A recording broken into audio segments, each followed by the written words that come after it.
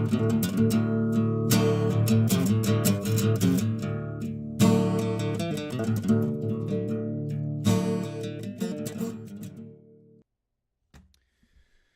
to Divine Intervention, 365 Days of World Building, Day 9.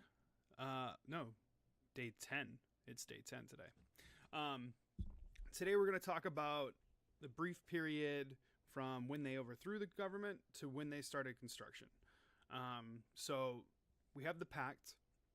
This sect of this Aystryl, part of the Aystryl nation, overthrows the old kingdom.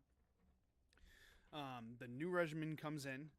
They're like, our new order of topic that we have to get the whole nation together is we have to get this treaty, and we have to do it so we can build the Lunarium, which we were talking about yesterday and the day before. So it takes a little while to get everyone on base and to get the plan going. But one of the first things that they did was they start out with a treaty with the Wanderers of the Unseen. And like I said, this is like a time where you had close-knit like groups of people, but you didn't actually have like the official nations yet. You had these times and periods where they'd come together, but it wasn't as civilized as it is in like our current timeline, which is way after the Pact. So it wasn't as easy as just like heading out to the Risenhell, the Wanderers of the Unseen capital, and being like, hey, you guys want to do this? And they're like, yeah, and then all of a sudden you have the whole nation. They had to go and they had to reach out individually to all these settlements. And not only did they have to reach out to the settlements first, they had to use the Wanderers of the Unseen.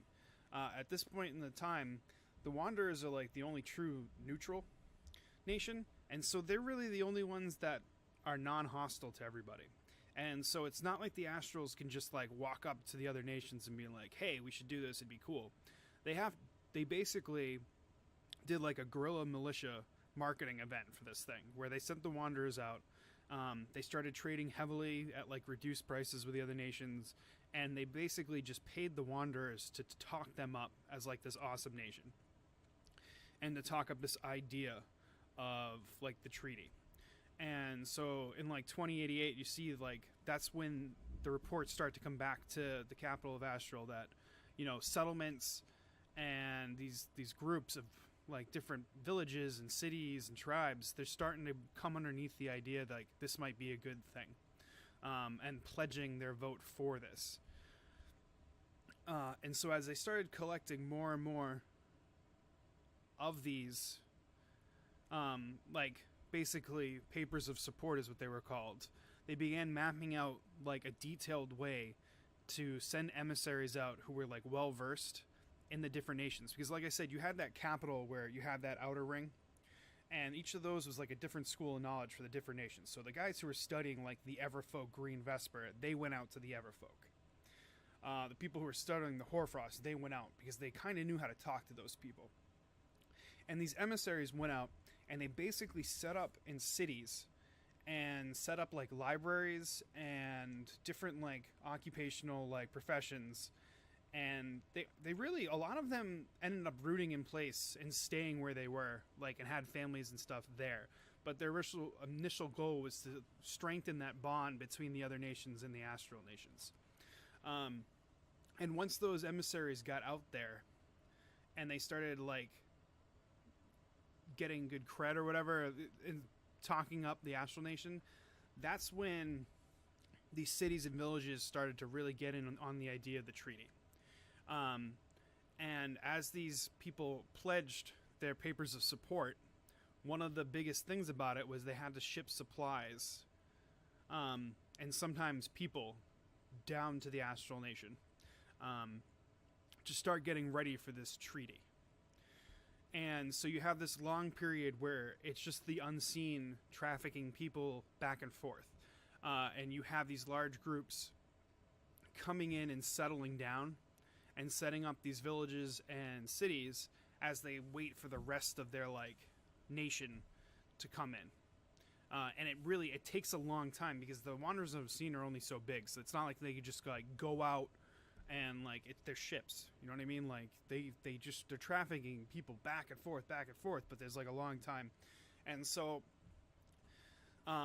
we're still updating the timeline, but somewhere around here is when you start to get like a lot of the big cities, and they're starting to almost get restless, and you have a few like inner wars on the Aystryl nation. But by 1672 that's when the actual emissaries come, because the emissaries and the ones doing the talk are like the leader of the group. So in a lot of the instances, like a raiding party or like a militia or some kind of like infantry unit would go out among this time and set up base, because they were unsure if it was just a trap to begin with. And then once it was set up and established, that's when the leaders and the kings and, you know, the shaman and the people who were in charge in their various like sects and villages and things like that, they started to come over. And once they started to get there and it was established, that's when the Aystryl started the construction of the outer ring. Because like I was saying in that other video, that outer ring is where they wanted that largest concentration of Vesper essence, and they wanted it to condense, and they wanted it to build there. And so really that was the first thing that they ended up starting to build, and because that was where those villages set up, and they wanted them to like live there for a long time and just concentrate their worship in that Vesper essence. And so like I said, this was originally land before the treaty, but as that tower got set up and they came inland with through rivers and things like that, over time that whole like land eroded. And the same thing with like all these, you can see that the land has taken shape dependent on like which tower was built and which nation had lived there. And so you had like, even this starts to rise up as like a mountain. And so once that construction began, you basically had the tower itself was like a pillar of worship for the god that they were building it for. It was made by the people of that nation. And so each of them are designed differently, and each of them are built like according to like the ways of that nation and of that god. And then after that is when the inner circle starts to get built, where you have these ones. And that basically came like once these towers were done, which took like a good couple centuries. You're looking at around like here. That's when the inner towers were built as these like smaller, like I said, like almost like a bouncing base to the main lunarium. And it wasn't even until like once the outer ring and then the inner ring had to be built, and then after that was when the construction of lunarium began. And so this entire like stretch that you see is when the emissaries are coming. It's not like that's just when they first come. The final emissaries arrive at lunarium in 936, and then the construction of lunarium doesn't complete until 915. They already start the pact in 983. When they constructed lunarium, they built the inside of the main base and the main hall first. And so there's a few things that were going on, but as people began to get restless and wait for other people to show up and all this other stuff and wait for it to be built, they started the pact, because I believe, and we'll add it on here, but the construction of lunarium was supposed to be finished somewhere around here, and it wasn't. And then people got really angry, and so they just kind of just started it on their own. But I think that's going to wrap up today. So thanks for joining us. Bye.